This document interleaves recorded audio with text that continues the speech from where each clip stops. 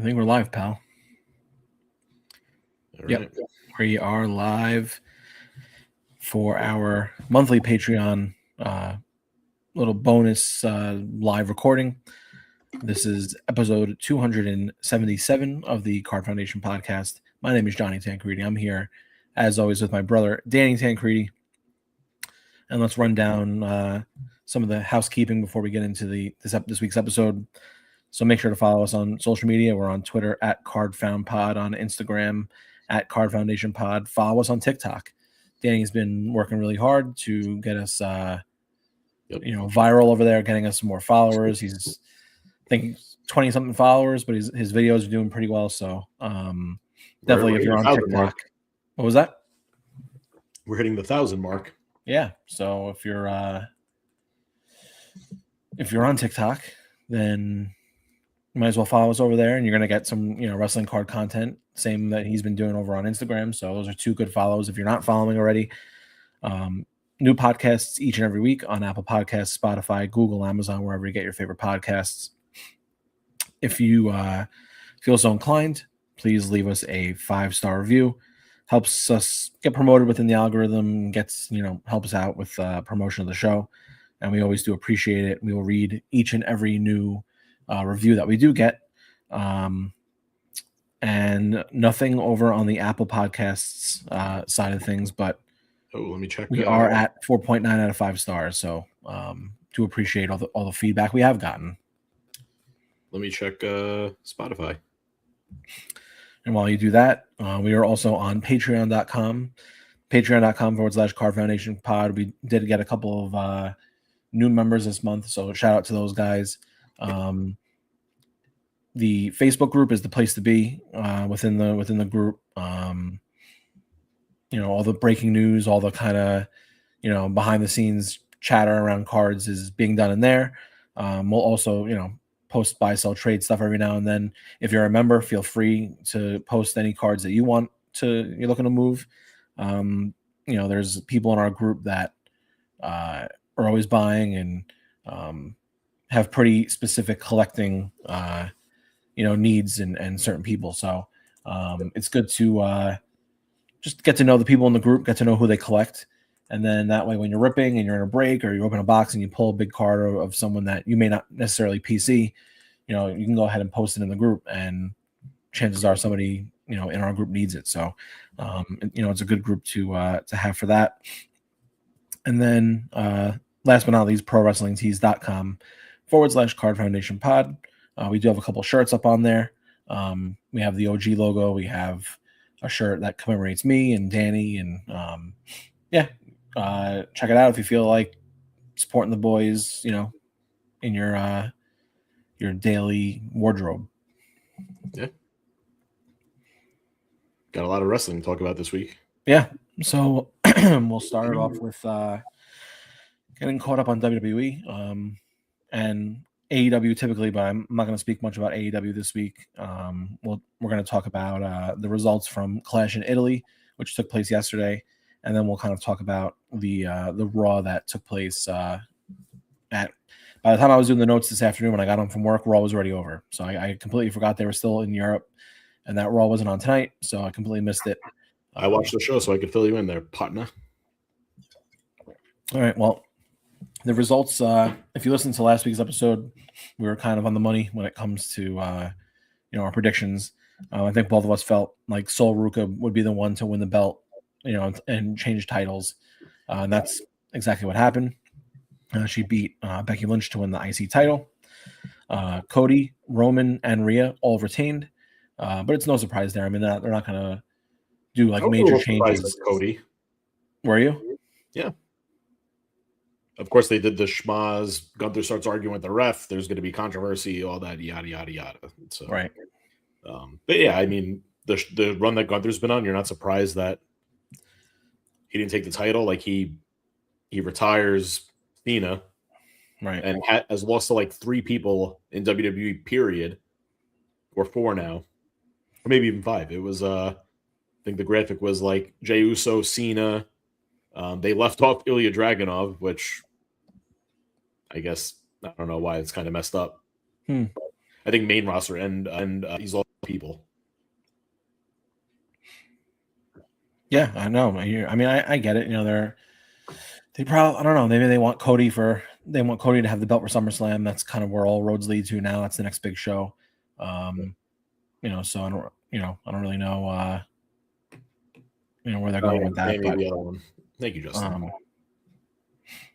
Yeah, so all three of those guys retained, and then Brock Lesnar defeated Obafemi to tie up that series at 1-1.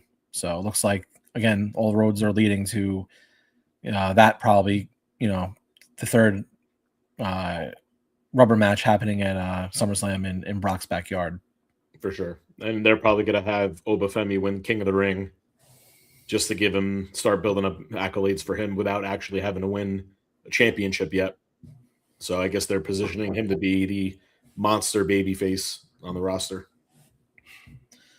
Yeah, and so I guess we'll talk about the King of the Ring. So that was the King of the Ring and the Queen of the Ring were I guess debuted this week.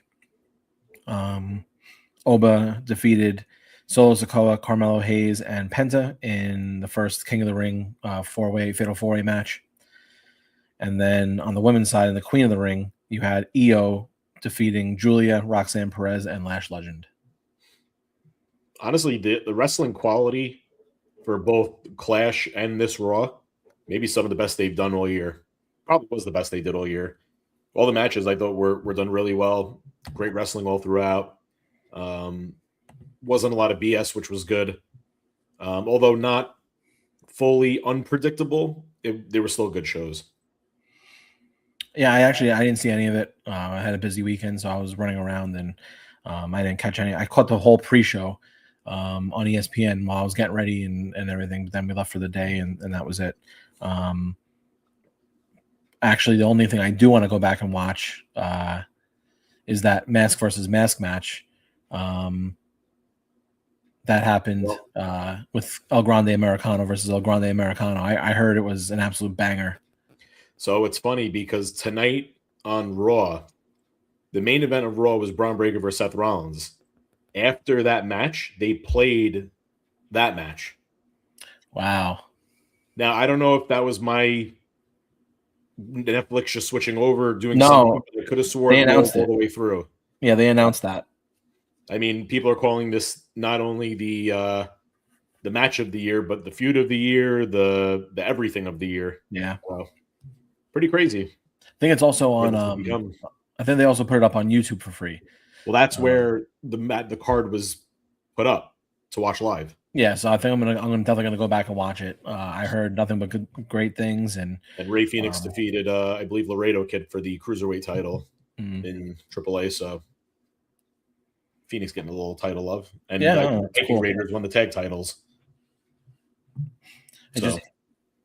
It's funny. It's like this is definitely the coolest thing Chad Gable's ever done, and it's like, well, where do you go now?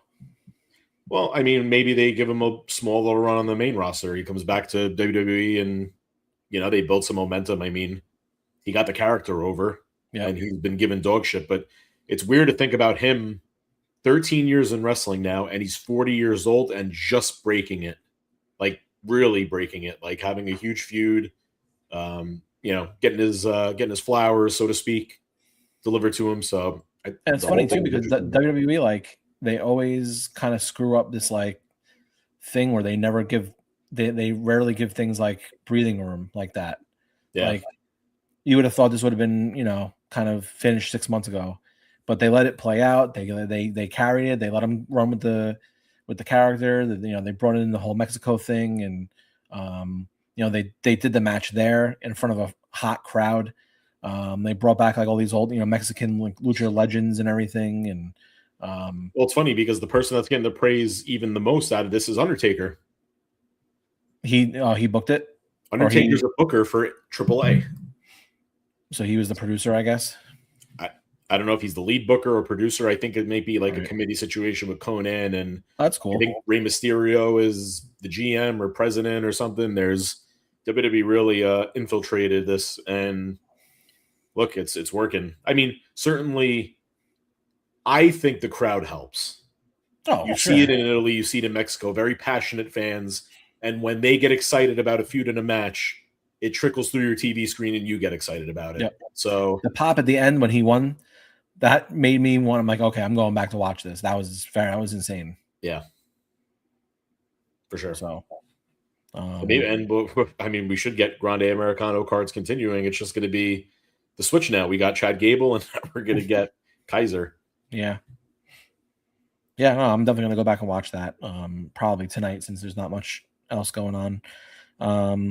Also on this week's Raw, Jacob Fatu came out, acknowledged Roman as his tribal chief, which he said he would do. He didn't seem very happy about it, but he he did get on his knees and acknowledged him. So this would be cool as shit if we got a dual Grande Americano. Yeah. Auto. It's well, easy to do. I mean, I saw the Tops Now photo variant they put out. I was going to show that when we get to that was what a card. It looks great. Yeah. And then so we did the Queen of the Ring, the King of the Ring. Then there was just a couple other matches. Rey Mysterio, Dragon Lee defeated Rusev and Ethan Page. And in the main event, like you mentioned, Seth Rollins defeated Braun Breaker. Yep, good shows all around. Yeah. Italy did its thing for the weekend, so all right. Hopefully WWE carries that momentum, and hopefully the US crowds get excited about it. And I think we take that for granted that we get, wrestling all the time here, especially in like New York and some of these other populated areas. But yeah, it'd be good to see the crowds get a little more excited about, when a show comes to town. I think about that sometimes. Like it'll just randomly hit me where I'm like, if I'm watching like AEW and it's 9 o'clock, 10 o'clock at night here, sometimes it'll just pop in my head. I'm just like, our friends across the pond, it's like 2 a.m. Yeah, every single week. Every week. You gotta like DVR it or go on something. I bitch when they're in Europe for a month and I'm like, I have to watch Raw at 3 o'clock in the afternoon. I love that though. Well, yeah, because you're work from home, so yeah. No, because it also balances my day. I get Raw, even if I watch it on Netflix after, call it 5 o'clock. I get it to 7 o'clock, 7:30. I got the Mets then coming on. It's a beautiful night. Yeah, you can watch everything. Right, I don't got to go back and forth or pick and choose. Right. No, that's true. But yeah, it's just funny. Like we'll bitch about the month that they're on tour in Europe doing this. Meanwhile, the other, 11 months of the year, they're they're watching it at 1 o'clock in the morning start time. So yeah. So let's get into some card stuff out this week. We spoke about it last week, but in case you didn't listen yet, Thursday, June 4th is WWE Cosmic Chrome Release Day. Last week's show, we broke down the entire set. We gave our opinions on it. We spoke about what to expect in the boxes and the checklist and all that stuff. So if you want to hear that, just go back to episode 276. You'll get the full breakdown in Card Corner. But yeah, so this week is the release. Good luck to everybody ripping, and good luck to everyone in the breaks. I appreciate that because I'll be ripping and breaking. So I'm sure you will. All right. Also, as Johnny previously mentioned, Tops Now. We do have a couple Tops Now releases, which were from the Clash of Italy. And when I find the photos, I will get them up. So we're going to start out with the new Intercontinental Women's Champion, Sol Ruca, who was able to defeat Becky Lynch. And of course, I'm not even going to be able to show these. Well, you can imagine them. Go on top of his website, Sol Ruca. My computer just sometimes it won't even let me. But yep, Sol Ruca winning the IC title. There is a autograph variant chase, 1 of 1, which will be out there to grab. And also, Johnny mentioned the great shot of Ludwig Kaiser as El Grande Americano defeating Chad Gable in the Mass vs. Mass match. That also got the love, and it also got a 1 of 1. So instead, I'll just share my screen because it's going to be the easiest way to do this. And there you go. So live look, Sol Ruca. This is the 1 of 1, which honestly, great shot. Yeah. Love that champion pose. Perfect. Well Yep. done. Going to be parallel chase. And then Grande Americano holding the mask. This is another beautiful shot. And then, yep, the image Beautiful. variation will certainly be a chase as well. So, yep. Very excited to get those cards in hand if you're buying. Yeah, no, beautiful job. It's the one thing, Tops Now. We spoke about Tops Now last week, and talking about some of the highest sales ever. And I don't think it's a set for everybody. It's not really a set that I collect, but I think the photography this time around has been incredible. Yeah, much improved. They're like that Sol Ruka shot is that's a beautiful card. Yeah. So if you're a fan of Sol Ruka, you want to commemorate this moment, her first title. It could be a big card down the road. If you got a parallel, we don't. Time will only tell what. I'm definitely buying 5 of the Sols. You believe in Sol? Well, she's a hobby darling, so everyone does. Yeah. Got to be on the train. But hey, you never know. You get a parallel, you get an auto. That's the chase. It's the fun. Yeah, I agree. So before we get into some Upper Deck news, got to talk about some PSA news. This is going to be a fun conversation. I was going to make this card corner, but I feel like we've been going in so much every week, and we already did our little grading PSA kind of thing. So I didn't want to go, 20 minutes on it, but we have to talk about it. So for those who don't know, in order for a PSA to clear out the massive 10 million card backlog that they've accumulated, the only way to do this, they feel, is to temporarily pause new submissions for the 4 value service tiers. So that's Value Bulk, Value, Value Plus, and Value Max.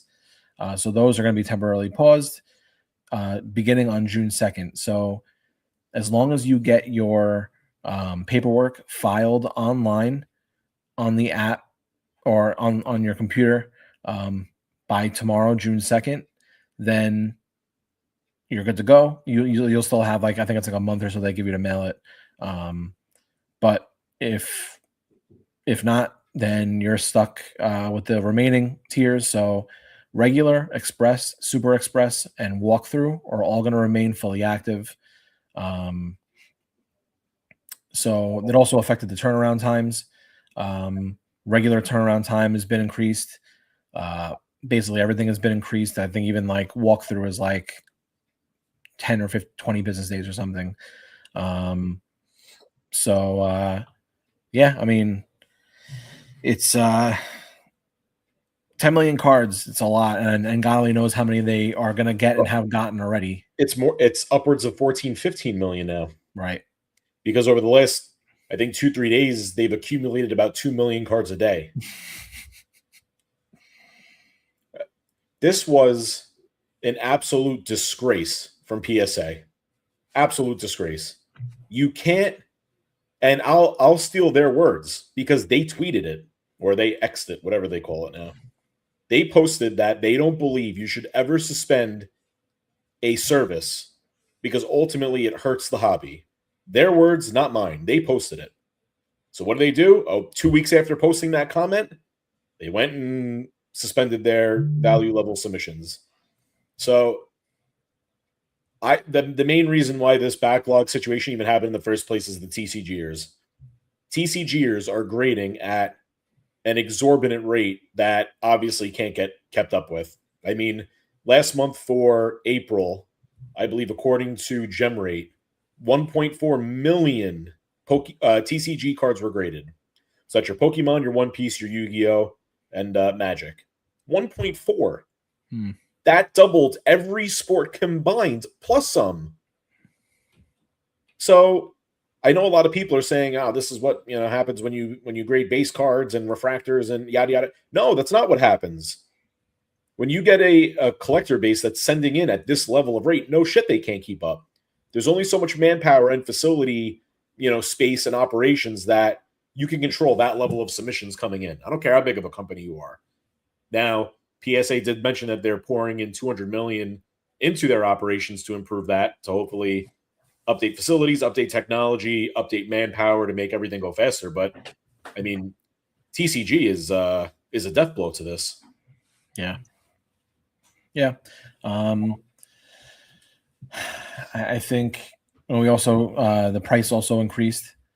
That happened, a while back. Paying Also, $5 TCG cards, yes, um, because for some, and I've learned this. Sorry to yeah, interrupt. because they become 500 in a PSA 10. Yeah, Pokemon cards for some reason become $5, $10, $15, $20 cards. You get a 10 and now it's a $500 card, which I will never understand. I wish Yeah. it was like that in wrestling because Jesus Christ, I'd clean up and become a millionaire. It's funny. Mama Breaks. I don't know if you've seen her before. She's a big time person in the hobby, huge wrestling fan, huge wrestling breaker. Shout out to Mama Breaks. She posted a video the other day talking about Pokemon, how I guess her and her company are going to go, they're getting into the Pokemon space again. And she flat out said, like, truthfully, I don't really understand the pop count thing. Like, I don't either. A card that has a 20,000 pop count is still $1,000, or it's like some of that stuff kind of defies what we're used to within the hobby, where you would think the less rare a card is, the less valuable it is. But with Pokemon, it's just more of like people like certain cards. Certain cards are like considered the goats of the modern, whatever, and everyone just wants them. Nevertheless, I think now that I've thought about it, I think that the higher price point and the higher price point for value, I think is necessary, because I think it will weed out some of that stuff. Like, I firmly believe you should be able to grade whatever you want. But it gets to the point where if you have a $10 numbered card and someone in your PC it's not a valuable card, you may think twice about, do I really need this in a slab? Or can I put this in a one touch and have it look just as good? And I don't think there's anything wrong with that. There are certain cards that I've sent off to PSA. They're not worth, they're 35, 40, $50. Like some of the golds that I've picked up, they're not expensive, but that's not true. Well, your fan band ended up selling for $350. Yeah, they are in a 10. Buyback for. But I'm saying is they're not expensive to buy in. Right. I'm not sending in Wembanyamans and Otanis and stuff like that. It's right. All really PC stuff at the end of the day. I just like the way that my cards look in a PSA slab, but this will get me to kind of rethink about like what I'm actually sending there and what I don't care about sending there versus, the buy raw and grade to flip. That's kind of paused right now. Yeah. Because, unless you're buying for, really, if you're submitting anything now, you're submitting stuff for 2027, like spring training, Super Bowl time frame. Like that's when you were looking at getting our stuff back. Right. So I wouldn't be sending baseball to flip. Oh, I'm sorry. I wouldn't be sending, football for the start of the season. It's going to be stuff of cards that you think of guys that are going to be there at the end that you may want to maximize on that value. But yeah, no, it's a weird time right now. I feel for the smaller to mid-range collectors like us that we just enjoy grading our cards, and that's kind of off the table right now. Well, then ultimately the question becomes, why don't you grade with another company if you just enjoy grading in slabs and whatever? And the answer is very simple. It's a shit show across all the companies right now, because Tag just announced that they've suspended their value level submission services, so you can't even grade value with them now. CGC just extended their lead times to get cards back upwards of a couple months. SGC, they've become like the worst of the grading companies, so no one's even going to send in anything with them. I mean, they're grading like 30, 40,000 cards a month, and they're on the decline. Like, I think year over year for the first 5 months of this year, they're down total. So that's not good. And then Beckett's on the resurgence, and they're open, but will and this is, I put the white hat on, play the X-Files music here. Hmm. The PSA also shut down because they did buy, or collectors bought, Beckett. Beckett is not having any extended lead times or pricing issues. They also bought SGC. Do they want more business? Right. So do they want more business going to the two companies that were not affected in this whole thing? Makes you think. Yeah, I mean, because logically, the answer to that is suspend SGC, suspend Beckett, take those graders, put them in a PSA hat, and let's work on this backlog. Like, that would make the most sense. Right. But they're not but that's not happening. So I think there's ulterior motives at hand that we're not even really thinking about. And if we're wrong, we're wrong. I mean, it's not outlandish to think that way. Yeah. And also, I actually got a message from David Lloyd about it, what's going on over in Europe and in England. And he was saying, like, it's a mess over there too. There's a company, I guess, ACE or ACE, that grades over there. And they just raised their prices between 55% and 140%. Oh, depending on the tier. Because I guess now everyone's looking for an alternative, and they decided to go to them, and they said, well, we're raising our prices too. And now no one has anywhere to grade with over there. Yeah. Well, this is an interesting question that comes in from Justin Musgrove here. Shout out to Justin, Patreon member. Yeah, it's a great question. Do we think the shutdown will raise the price of raw cards? So I think personally, to be determined, but yeah. And currently graded, I say no. New cards, I think there's going to be a bit of a premium. I think no matter what, certain cards are going to be desirable as it is, whether it's raw or graded. Are people going to buy cards to potentially hold to eventually grade again? Absolutely. I'm going to do that. Like, if I see good deals out there, I'm still going to take advantage of it. But I don't think when you're actively selling, like I just listed a bunch of cards on eBay. I wasn't thinking in terms of like, oh, like, yeah, well, the grading companies are down and I got to take these raw cards and like stuff's going to go up now because people can't grade and yada, yada. And whatever's out there technically is out there. And I still think the larger cards, like your $750,000 plus cards, they're still going to get graded. People are still going to send it in at the higher level because, again, if a new product comes out, call it 2026 Topps Chrome, not a lot of GPKs are probably going to get graded out there. Not a lot of signals are going to get graded out there. But if you hit a monster one of one $3,000 card, of course you're going to send it in because no one else is going to be able to. So I can tell you it already affected my buying. Yeah, I think it affects your buying, not really as much your selling. When we were at the show over the weekend, we're going to talk more about that in Card Corner this week. I bought a card graded that I probably would have just bought raw and try to grade myself. But the fact that I really can't right now, and it's not a high-end card, I did the math, and it made more sense to buy the card graded already. I don't have to worry about it being gone for a year. I got what I feel like is a respectable grade for the card that I bought, and a grade that I'm happy with for now. And I didn't even take the chance because typically I would have said, okay, I'm going to buy the card raw for like $30, $40, send it in for 25, hope to get a 10. And if not, if I get a 9, I'm good. Well, I don't feel like losing that card for a year. And I don't feel like spending 35 to get it graded. Right. Because then I'm paying more for the card than I paid for in a 9. Right. So I just bought the 9. So it's already affecting the way I'm buying because the card was already graded. And if you would really want to be a lunatic, if you buy an 8 or 9 and you want to crack it and resubmit when it opens up again and lead times go back down, I always that can. option. I want. So I think I'm happy. A lot of my stuff I have become happy with 9s just because of the way things are now. Yeah. It's so hard to get 10s that you can't expect them anymore.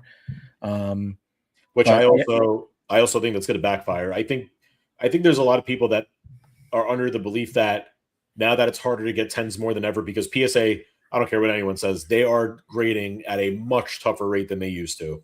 Oh, without a doubt. People think the price of 9s are going to go up, and I say no. Because why wouldn't it go up in the first place? People just want gem mint 10s in anything. They don't care if it's a 9, a 9.5. They don't want it. Think about when I get cards back from PSA and I see a 9, I get pissed off. I'm like, yeah, I don't want this 9. I want the 10. Oh, I mean, yeah, given the choice, I think everyone would take a 10, but I think one of the biggest shams in the hobby in the way that people think is the whole like a PSA 9 is raw. That, Fuck you. okay, sure. It's not raw. It's raw plus $25 plus shipping and tax and everything else. Right. Well, and not just not raw. I also think there should be, I mean, realistically, an extra 20-25% of a profit on top of all that for 100%. I get the card is going to get premium because it's considered as mint as possible, but right. I think 8 and lower. I would say an 8 you're at raw, and 7 or less you're taking an L. Right, you're taking a beating. Yeah. Yep. You got to hope to recoup money back. I would agree with that. But that's what I think. To me, it's definitely tough. I know a lot of people are upset. A lot of people that have been, lifelong graders or have graded throughout the hobby and throughout their time in the hobby are not going to be grading after this or are going to stop. I think it certainly made me think about my collection and how I want to do things going forward. I think ultimately there's going to be some cards that I just have to send when things open up again. For instance, my Panini Gold WWE collection and my Topps Gold collection. Yeah. Right now, all of them but 2 are graded. Yep. So how do I have everything graded and then 2 cards in 1 touches? Like the OCD is just I'm not gonna be able to handle it. Nope, so I'm waiting for you even had them. Yeah, so I'm gonna have to get those graded. And let me just a quick backtrack before we move on fast. I said, 8 should be raw, 9 should be a little profit, 10 you get your max profit. That's for modern. Vintage is a whole other animal where each grade absolutely matters in terms of how much you're getting back. So that's just something for the people to keep in mind. Obviously, not all is created equal. Vintage is a whole different animal, but I'm willing to bet a lot of vintage collectors are not sending the PSA as much as they used to because they know they're not getting that high grade that, was an automatic. PSA was an absolute dog shit, easy grading company, 15, 20, 30 years ago. They've raised their standards of what high grade should be at this point. And I think people care about that. They care about a new slab and what that grade is compared to the old slabs and what those were. I mean, I've seen some pretty beat up 8s, 9s, and 10s in old PSA slabs in baseball, wrestling, and other sports. Yeah, people like to cross it over to the new slab. So, yeah. We got another question from Justin. Do you believe raw should sell more than a 9? No. Because technically a 9 is deemed mint from every grading company. So I believe if you're under the impression that you got a card that is mint, that should matter. And, raw shouldn't necessarily get more than that. No, because again, theoretically, it's a 10-point grading system. So that raw card could be a 1, 2, 3, 4, 5, 6, 7. So, I don't think it should be the case. Yeah. And, here's a little bit of advice.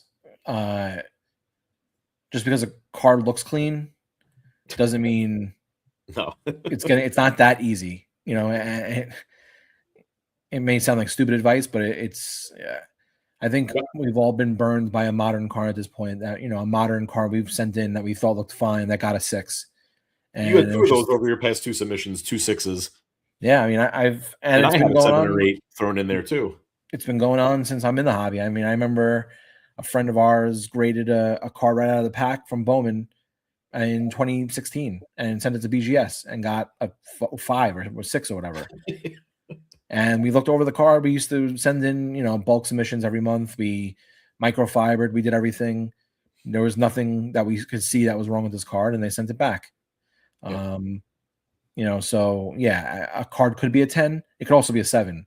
So since that's the case, a 9 should get a premium because you already got the grade. It's already deemed a mint card. It's already in a slab. There should be a premium for that. Yeah. True. It's funny.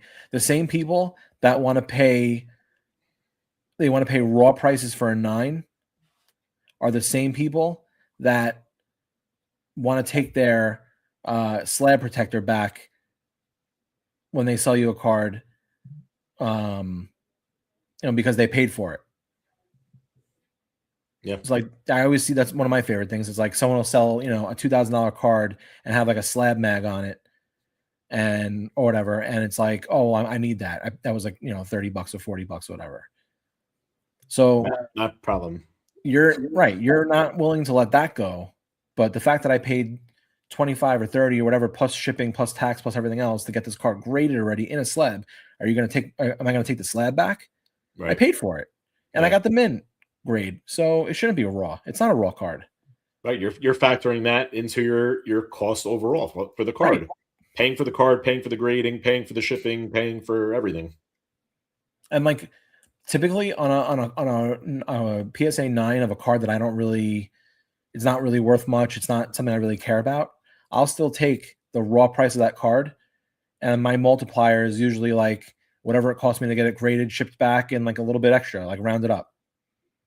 Right. So if the card sells for 20 raw and I got a 9, I'll usually list it for like 60. Yeah. Because I graded it and it's a mint grade. So right.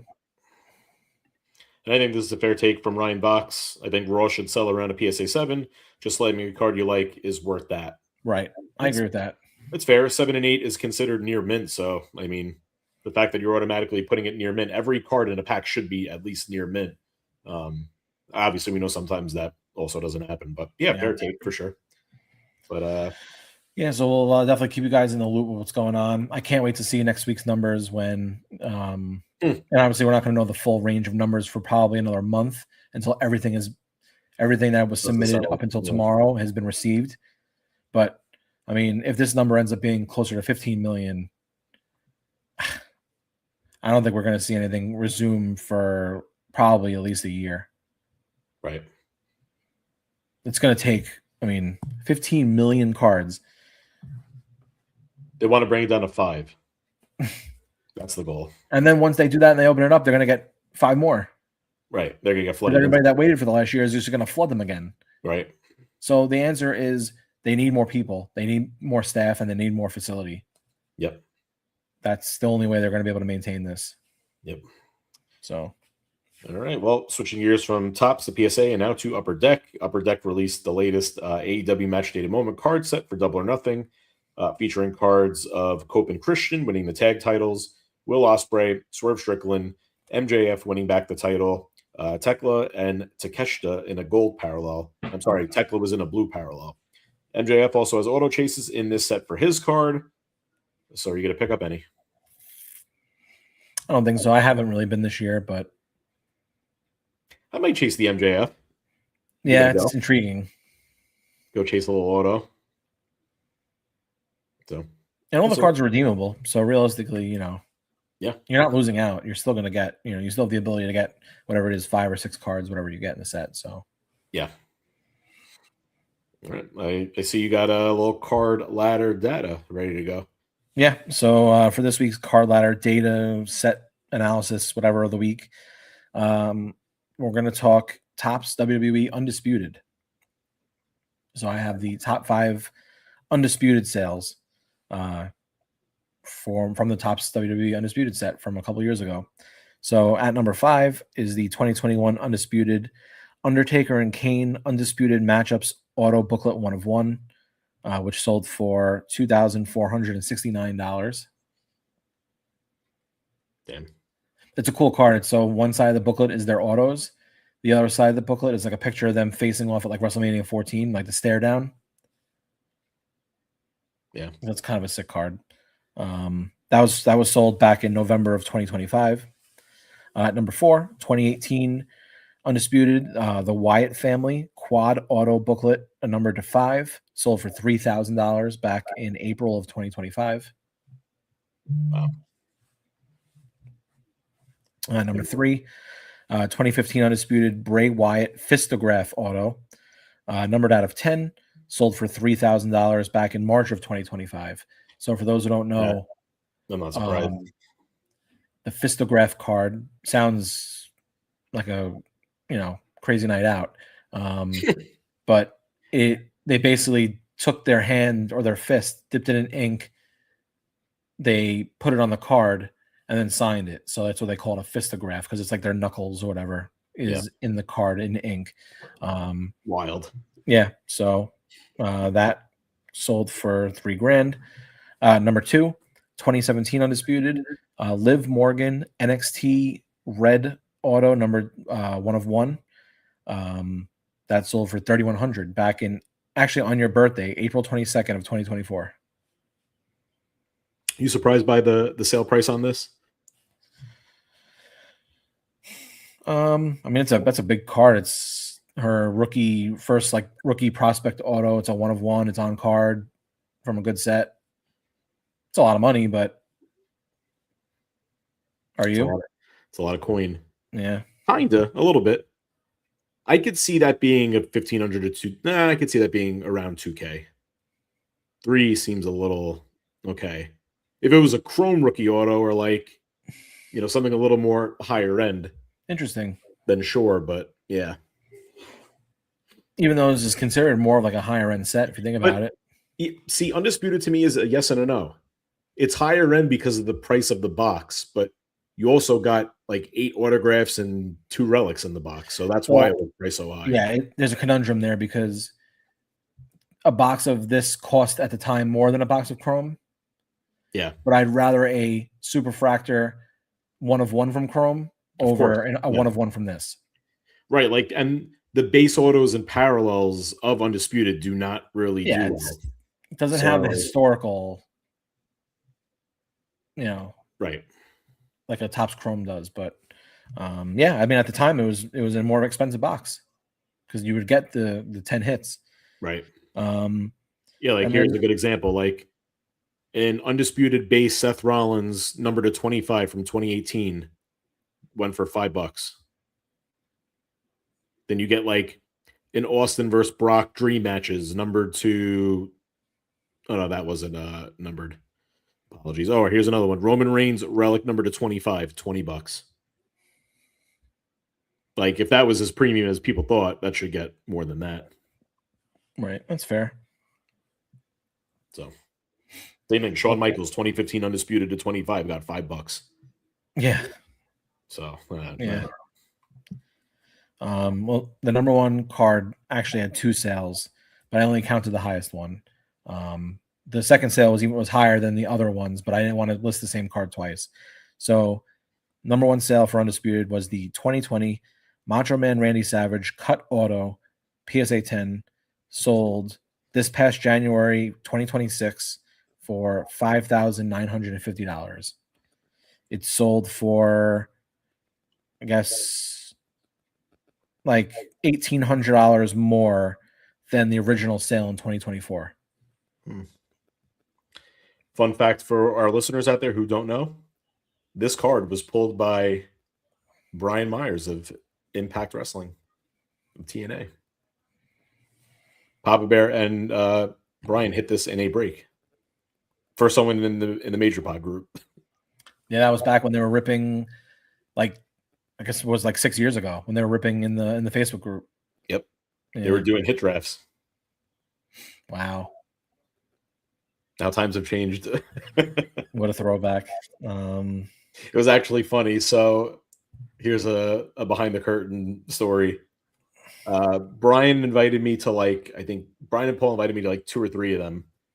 So when I went to Paul's house during the break, I was behind the camera reading the comments to all the people about who wanted what. So that way, Paul and Brian were working the show and getting everything organized and, promoting it.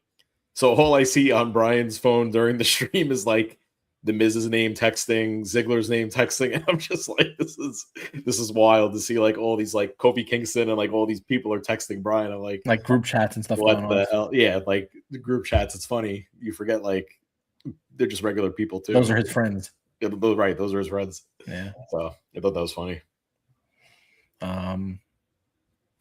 Yeah, I remember those days too. I remember I remember the hit drafts, and all the cards would be laid out, and it would go one by one. Who The wanted mystery what. packages and Yeah, people were like,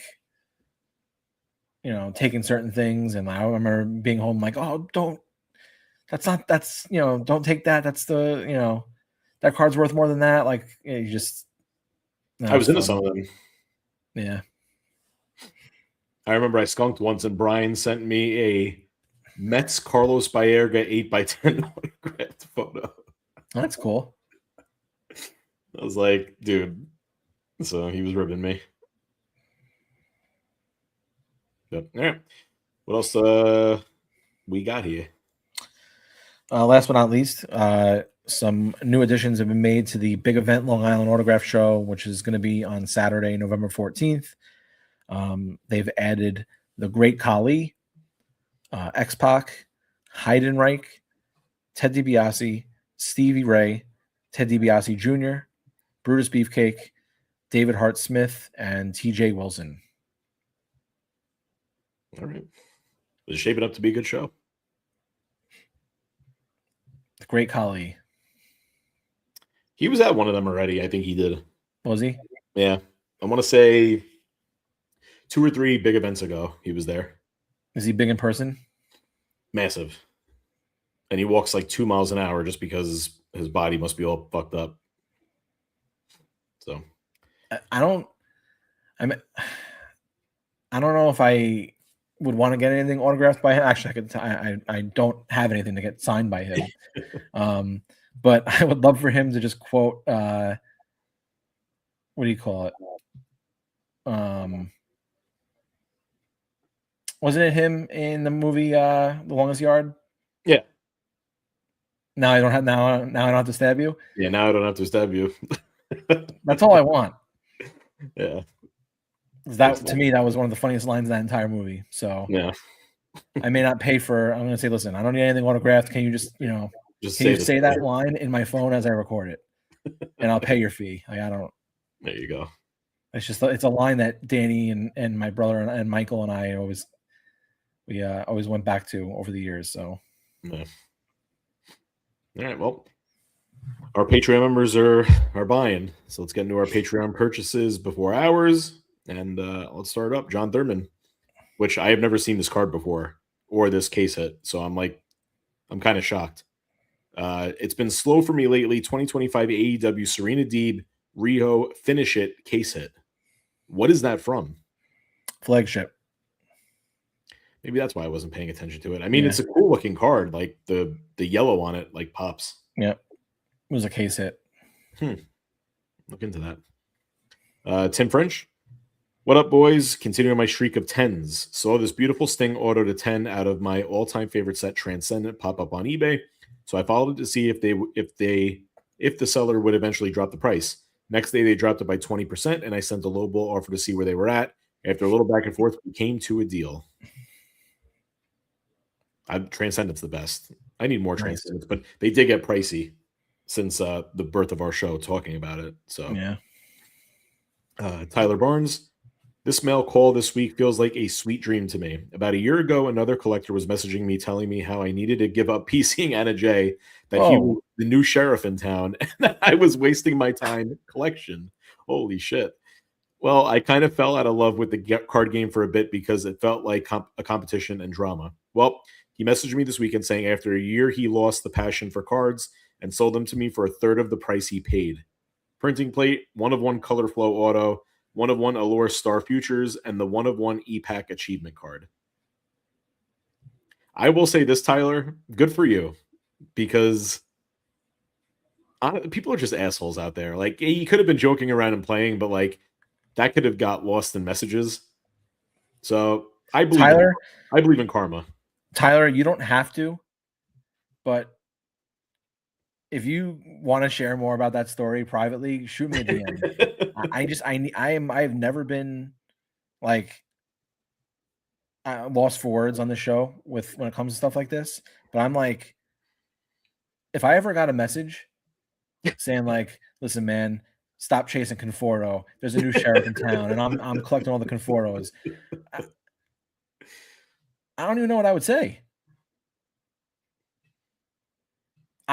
I'd probably lose my house mega bidding on every single card just to, and just to like stick it up that guy's ass. Yeah. I can't even believe that. That is the oh my god, that's the craziest. So yeah, Tyler, if you want to talk more about that, not you don't have to share it publicly, but shoot me a DM and we could talk about that because I need to know more about this story. That's incredible. Yeah. And I'm happy that you got the cards. Yeah, agreed. Next up, we have Danny Medina. Last week forgot to post as it arrived late in the day, but oh baby, I recently picked up the Roxanne Perez SP image variation 1/1 from Topps Chrome 2026. I do not think people, especially non-wrestling breakers, know these are in hobby packs only. I see so many times people shuffle through the base in clumps to get to the color hits. There are probably tons of SPs, 201 to 301, sitting in junk base piles or tossed in trash cans. Be alert out there, people. They only made SP base and the 1/1. There are no out of 5, out of 10, etc. of these. Which Danny talked about it. You knew about this. I talked about this because I literally got an Izzy Dane pile and one image looked different. I'm like, what the fuck is this? I didn't even know what was going on. And then I looked it up and that was the case. And they are very short printed. Like very. I've been in a ton of breaks and rarely get them see them. And I would always advise anyone ripping Chrome, message your breaker and say, I want base, because you just never know what they're tossing out. Oh god, the amount of, and those cards aren't cheap. No, they sell well.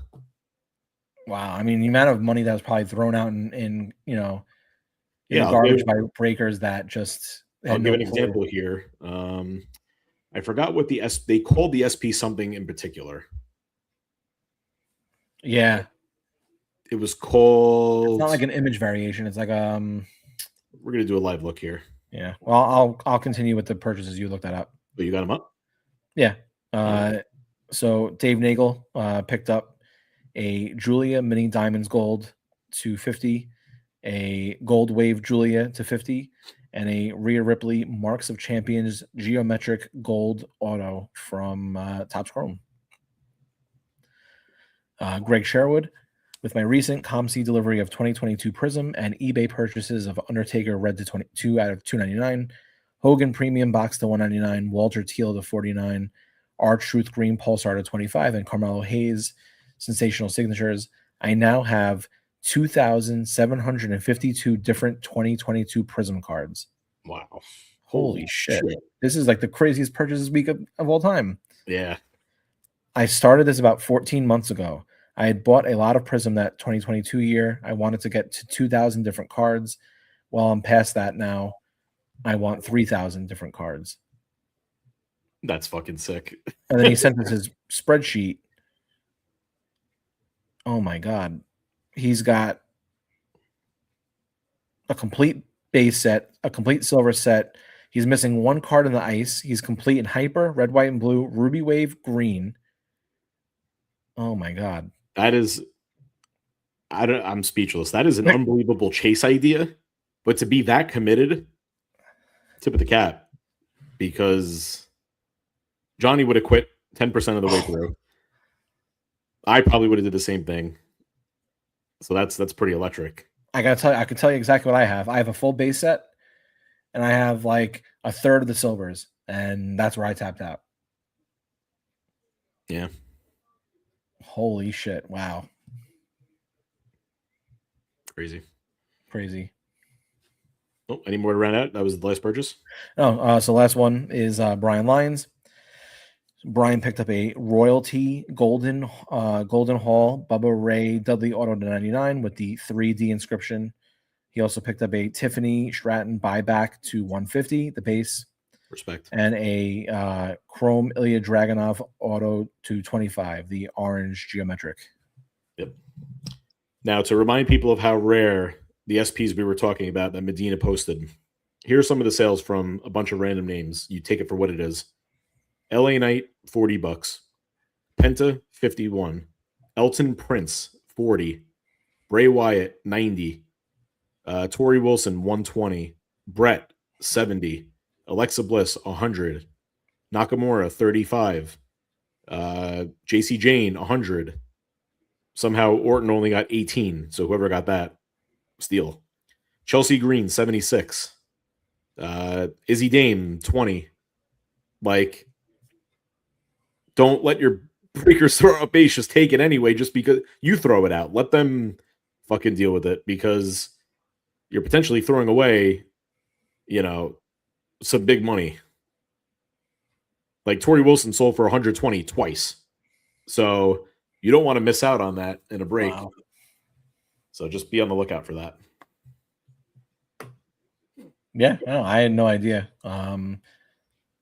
until you spoke about the Izzy Dame card, and then I went back and looked. I didn't rip any hobby, and I didn't do any breaks really, so Yep.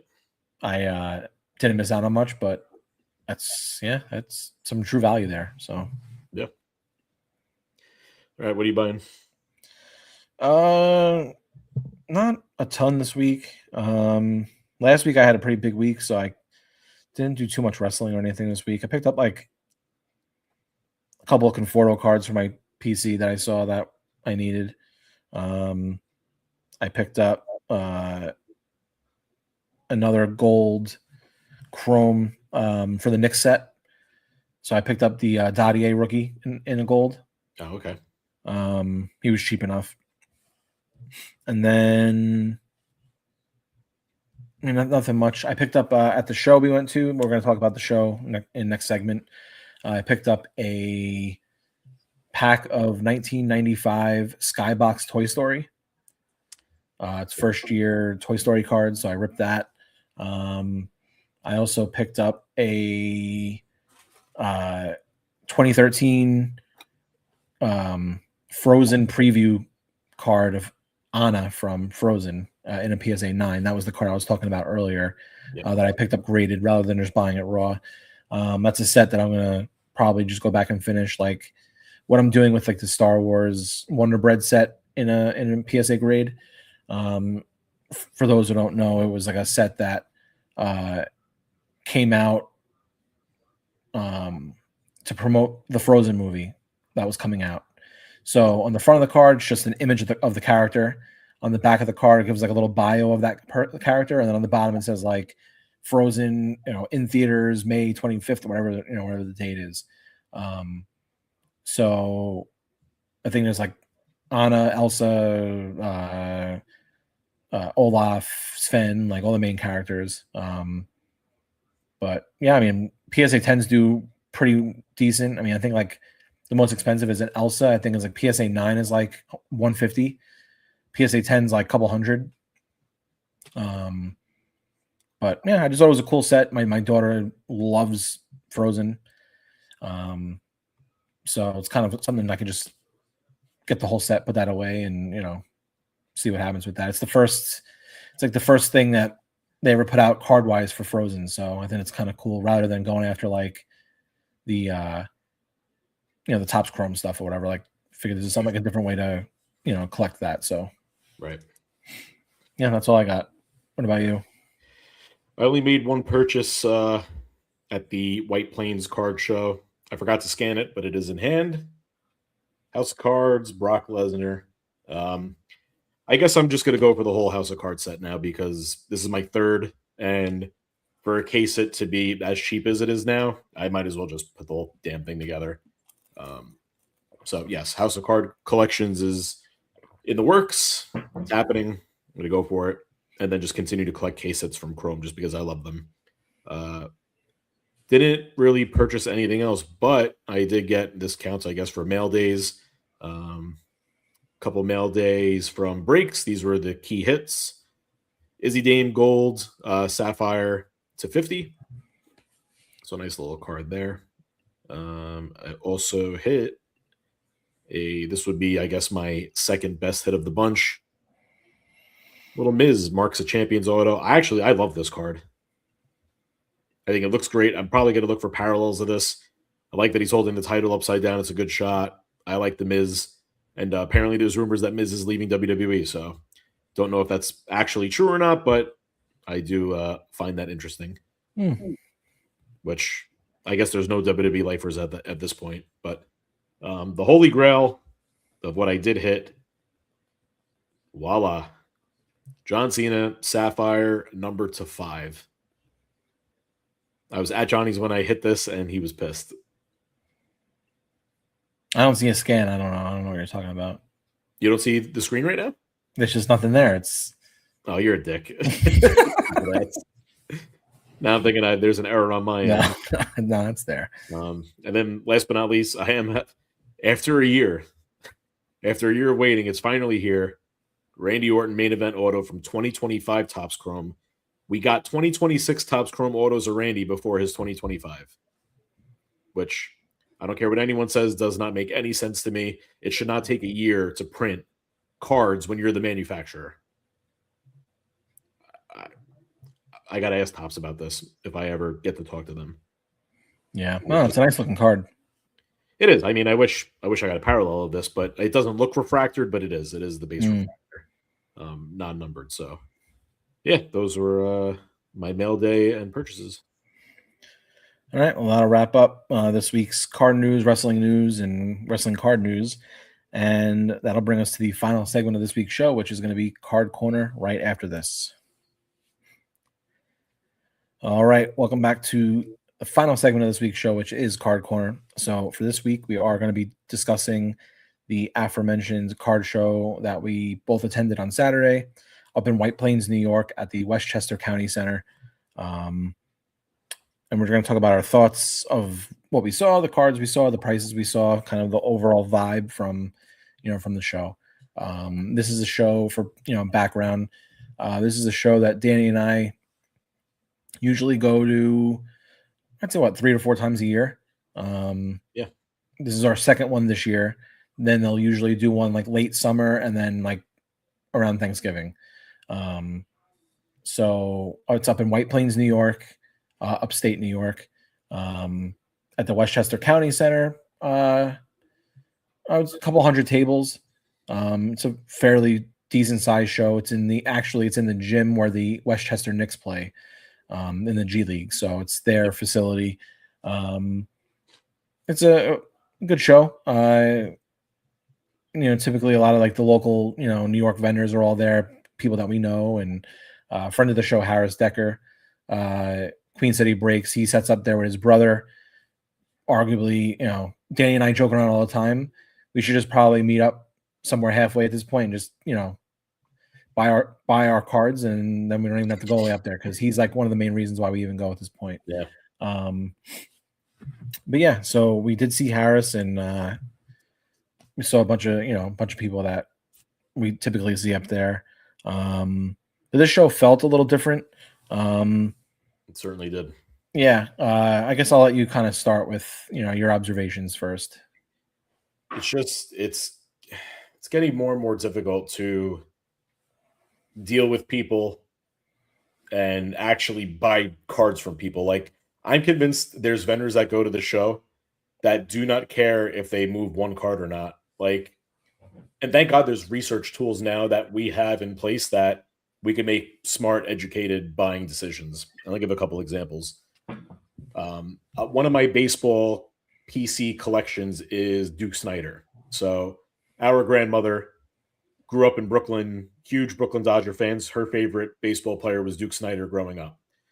Because of that, in honor of her and the story and everything, I collect Duke Snider. Go up to a guy's table.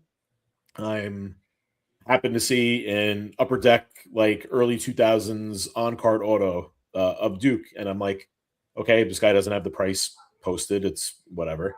So I go on Card Ladder, look up the card. Card's going for a max of $30, more consistently at the $20 mark. So I'm like, okay, that's cool. Ask the guy what the price was, looks at the card, looks at me and goes 75. And I'm like, okay, here we go. Like there's no chance. So I just said, look, not to really be a pain. Cards usually selling around like 20, 30. You have any wiggle room to get closer to those numbers? It's, not really. I'm keeping it at 75. And I'm like, okay, whatever. So eventually move on from him, go to another table, just scanning over the table and just seeing monster price tags on players that are asked. Like there was a $450 price tag on an Anthony Volpe, like fairly rare card. And I'm like, there's no way this is going for this. Look up the comps, not even close. I saw a vendor get into a argument with a kid that was probably 14, 15, 16 years old. Guy has a card on the table. Kid makes an offer. Vendor turns and looks at him and says, no, that's what I bought the card for, so no. And he's like, okay, will you counter? And the guy started getting attitude. He's like, nope, no counter. I paid. That's what I paid for the card. I want this much, and I'll hold it if not. And the kid's like, so we can't come to anything. And the guy's like, I'm okay actually. See you later. Thanks for stopping by. And I'm like, yo, this is a grown man talking to a kid like this. Like, this is ridiculous. The kid was just like, okay, thanks, bro, and then walked away. This is. It felt like a weird show. People were pricing stuff not to move. Everything was 2-3x of comps. I don't understand. Like, why vendor a show if you don't want to sell and make money? I understand people invest their time and their own cash into their collections, but you got to be willing to let stuff go. I mean, you can't hold. Yeah, so I did overhear one conversation while I was up there. Also, I was looking at someone's case, and someone was having a conversation with somebody else, saying like, "Oh, how you doing? Did you pick up a lot this weekend or whatever?" And then the guy on the other side of the table was like, "Honestly, no, I haven't bought anything this entire time I'm here." He said, because when everybody is at 120% of comps and not really willing to budge, I'm just not gonna, I'm not paying their price because I need to come home with something. Right. So, and it's like, I think that, that's kind of where we're at in the in-person card show kind of world. I don't, this is not going to turn into like a weekly bitch fest that, about like everything else, but I think it's important to, for people to know this kind of stuff because, everyone goes to card shows and there are, like you said, there are tools that we have now where you're not stuck paying, certain people's prices when we know what this stuff is typically trending at. I think, obviously super rare stuff, one of one, stuff like that, kind of have the ability to price that however you want. Right. Those are your cards. It's your market. It's, you kind of create that. So that's a different story, but I'm talking about stuff that's being traded and, being bought fairly, commonly. I think the comp is a bar that, you kind of set, and I'm not one of those people that's like, well, the comp is the comp and the comp is the comp, and I'm only going to pay the comp and whatever. Like, right. It is what it is. You can price your card however you want, but if you went to a particular supermarket and you saw that they were selling bread for $20 a loaf when everybody else sells it for $5, why would you go back to that same store and just buy bread because you like the store? Right. At some point it becomes like, well, it doesn't make sense to spend, pay 4x for bread when I can just go somewhere else and get it for the price everybody else is paying. Right. And, I think with card shows, that's kind of where we're at now, where, the market's hot. And I think, there are, vendors are, they pay to be there and to set up, and, they got to incorporate that in their pricing. But they also should be willing to work with people. And, the shows that Danny and I always set up at, we get praised for our value stuff and our pricing and our willingness to work with people, to the point where, and I'm not trying to brag, I'm not trying to say I'm a better, dealer than anybody else, but we have people that line up at our table before we even get there set up because they know we have the best pricing, and they know that we're honest and that we're, realistic about this stuff. Right. Aaron Judge is, one of the best players in the Major League Baseball. I'm not going to charge 120% on a card that is, a base refractor or an insert or whatever, when that card is trending at the same exact price over and over and over again on eBay, on, whatever platform you use. It just doesn't make any sense. Why would somebody pay that? Because they like me? Because they're in person? No. Right. And there were a ton of cards over the weekend where I did what you did. I saw the card, I looked it up, I could buy it cheaper, shipped on eBay.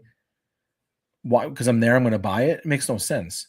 Right. And if people aren't willing to have a conversation, well, then, I saw one guy there was like 3 Caitlin Clark slabs he was looking to buy. So he made an offer. And the guy was like, "Oh, absolutely not. Like, I can't even entertain that." He's like, "I'm not working on, I'm working on very thin margins here." He's like, "I can't sell you that card, those cards for 90%." And it's like, okay, fine. How about like a counter? Right. Or how about like, you know what? Okay, you offered 300, they're listed for 400, maybe want to meet in the middle, or, because at the end of the day, he's like, "Oh, vendors have bills to pay." Okay. And you're not going to pay any of your bills when all your cards are sitting in the Right. case all weekend because you're not willing to try to move them. Right. You should be at least willing to break even on what you paid for something. That's fair.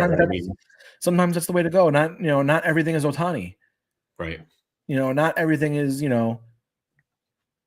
super high end, and like Wembanyama and whatever, where like people are dying for that stuff. Yeah. At the end of the day, certain people are in the hobby who they are, and right. I don't know. No one's forcing you to sell, but and that kind of like you said, getting tougher and tougher out there. It is, and like you said before about overpaying comp, I did it on a card I really wanted. I'll never pay double for something because I think that's ridiculous. Unless it's like truly okay, this I have to have it, and it's not breaking the bank. Where I'm paying 500 instead of like 3, whatever the case is. But like for example, 2007 Topps Heritage David Wright Reningotto. It was numbered to 58. The card sold once in 2022. It didn't sell in 2023. And there were 2 sales, one in January and one of October of 2024. The card each time sold for 57, 65, 70. So it was going up. 2025, card doesn't sell. 2026 pops back up $60. So still established in that kind of range, went lower than comps, but I wanted that card. Got it for 115. Almost paid near double for it. But now the comp is 120 because the card sold after what I got it for at 120. So sometimes you do have to go over, but when something's that limited, you don't have a choice. Like, and that's something I had to have. So like, okay, $115 in the grand scheme of things isn't a whole lot of money for something I really wanted. But I also knew the rarity of that card and how little it was sold over the years. So, I understand that ultimately you could charge whatever you want as a seller and you don't have to settle on a comp just because that's what the average comp is. But there also needs to be a willingness to work with someone. Yeah. Yeah, no, it's tough. And like, I felt like the show there just wasn't a lot of opportunity.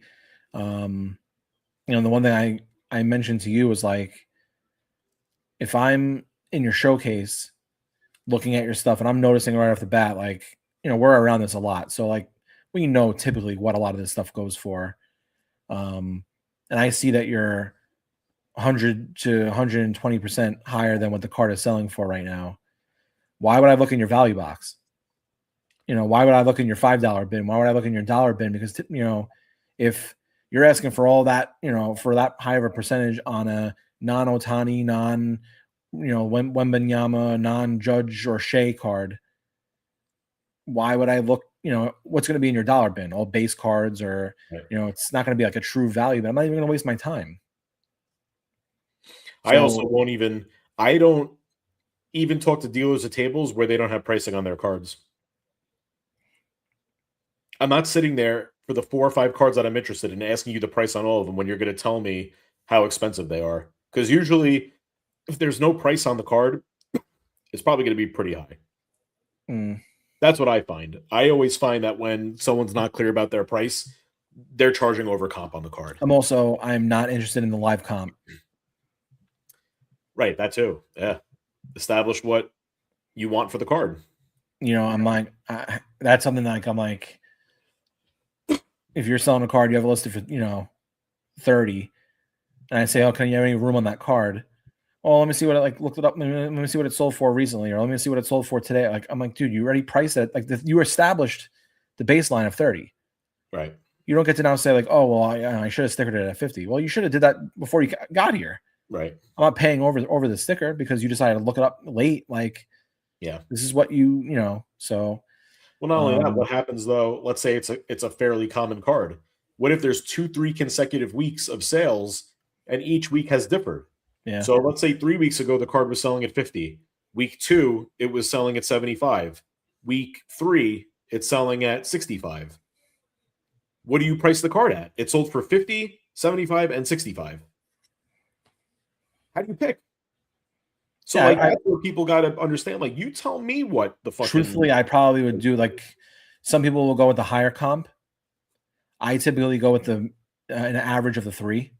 Well, that's what I do. I'll say like, okay, the average of these 3 cards was $70. That's kind of where I'm starting at. Yeah. So, moral of the story is like, I think one of the most asked questions I would say I probably get from people are like card show advice, how to set up as a dealer, what to do, what not to do, that kind of stuff. So like, just to kind of round this out, my advice, have your stuff priced out, have it as accurate as possible based on what, the current market is. If you bought a card 2 years ago for $100 and it's now 60, I don't care that you're into it for 100. The market's 60. That's your L. That's not going to be mine. Right. So that to me is the worst excuse any dealer. Once I hear that, I walk away. I literally do not care what you're into it for. Right. I was into Ohtani's for, I was buying Ohtani's at $100 a clip 5 years ago. Want to sell me those at that price now? Right. No, I wouldn't expect anybody to. Right. So just because you're into a card for more doesn't mean that I need to pay that. That's ridiculous. But right. Have your stuff priced out. Are those same dealers going to refund me when the price tanks? What was that? Are those same dealers going to refund me when the price tanks? Right. Of course not. No. Because then I can turn around to them and say, you were into it 100. I bought it from you for 200. Now it's back down. It's down to 50.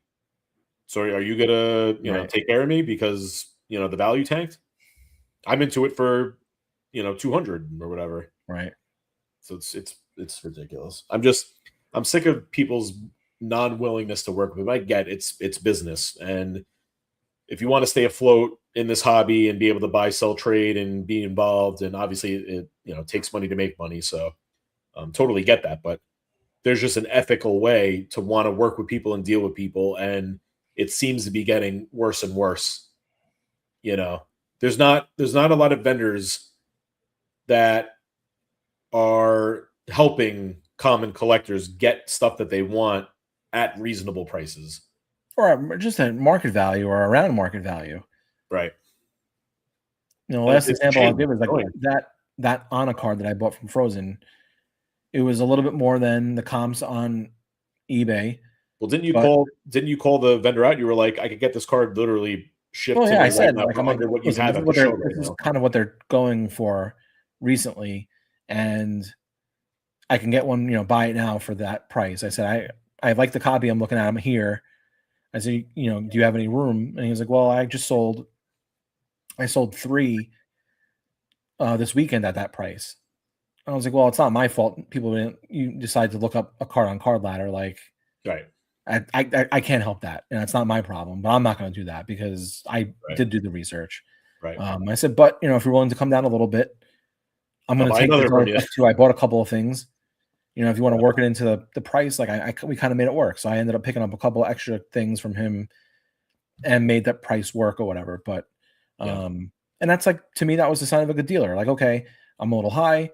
I kind of want to be here, but you are interested in these 3 or 4 other cards that are not as popular or not, not as wanted. So if you want them, I'll throw those in to kind of make the price a little bit better for you. I've done that a million times as a dealer, and I always appreciate that as a buyer. So that's another piece of advice. You can kind of work in other things. And like, I know what moves and what doesn't. I know I don't have to discount an Ohtani card to 75%. I know that. But I also have people that buy from us. I know they PC, the most obscure random people. I give them a break because no one else is buying that card except for that 1 or 2 people that I know that collect it. Right, especially when you're ripping boxes. Like if someone comes over and like, let's say for wrestling's sake, they're like, "Oh, I collect, I don't know, Kofi Kingston." It's like Kofi Kingston's not going to break the bank and be super sought after amongst all these collectors like a Roman Reigns or Rhea Ripley or anything like that. But they'll appreciate and they'll always buy from you just for having that. Meanwhile, you probably pulled the card out of a box and didn't even buy it raw, and at least you're recouping some money back from what you spent to chase bigger things. Me and Mike Frias haven't charged each other for a card in like a year and a half because he's collecting Damian Priest. I'm collecting Michael Conforto. Like, none of those cards are breaking the bank. None of those cards are going to be worth $1 million. So like when he pulls something or he finds something or I find something, we just give it to each other. Yeah. There were a couple of major pot autos that I knew he collects that last show I gave it to him. He showed up to the big event and gave me a Conforto bat relic that he knew I needed. Like, yeah, he's those cards aren't selling for, so like just help, right. Help out when you can. And you don't need to make 120% of every single card that you make because you're going to end up sitting there holding the bag. I can promise you. So, right. All right. Well, that rounds up episode 277. So appreciate everybody who tuned in with us live. Thanks for stopping in. Shout out to our Patreon members, our day ones, and our newer members. Your support definitely helps us keep going forward, producing more episodes, content, and what have it. So, as always, make sure you're following us along Apple, Spotify. Make sure you subscribe to the pod so you get the updates on the newest episodes, drop weekly. We're on X, Instagram, and TikTok at Card Foundation Pod on those 3 platforms. Give us a follow there. ProWrestlingTees.com/Card Foundation Pod. If you want to pick up a t-shirt of the boys, hop over there to grab one. And am I missing anything? No. Next week, Cosmic Chrome. Yeah, next week, episode 278. We'll dive into Cosmic Chrome. We'll see how much of a bath Danny took or if he hit anything. We also should be getting a checklist for the next AEW flagship set. I believe that comes out next week, or it's scheduled to come out next week. So we'll keep an eye out for that. We'll dive into that set probably next week in next week's Card Corner. We'll talk about Cosmic. We'll kind of round everything out. So that'll be next week's episode 278. Yep. All right. When it comes to wrestling cards, are the best there is, the best there was, and the best there ever will be. Oh yeah.